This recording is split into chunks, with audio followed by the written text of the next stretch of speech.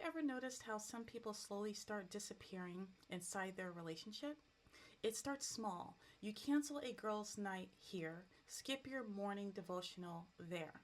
And before you know it, your whole life starts orbiting around one person. You changed your hair, you changed your style, your weekend plans. Woman of God, are you in love or in witness protection? Because some of us call it love, but what's really happening is a quiet disappearing act. You're still showing up, just not as yourself. Okay, take Carol and Joe. They've been together 2 years. Joe's a great guy, kind, loyal, family oriented. Things are healthy, but lately Carol feels off.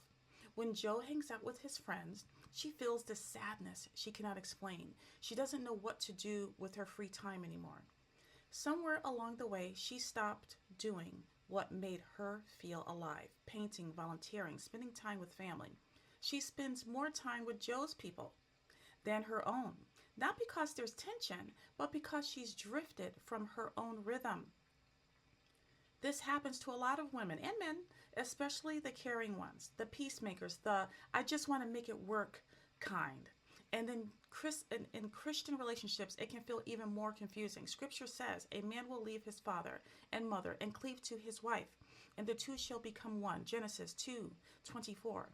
That's sacred unity. But openness doesn't mean sameness. God didn't design you to erase your individuality. He designed you to complement each other.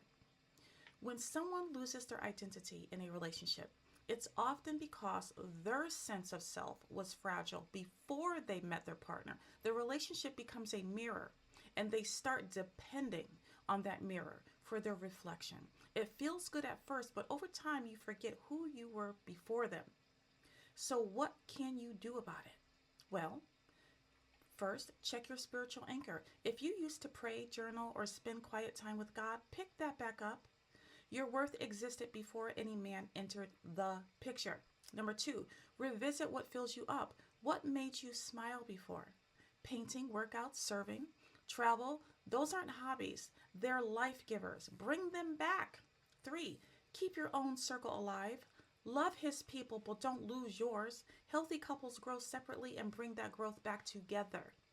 Four, protect your me time. Solitude isn't rejection, it's restoration.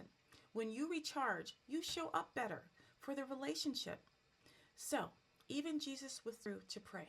If the Son of God needed space to reconnect with the Father, so do you. Gotta go.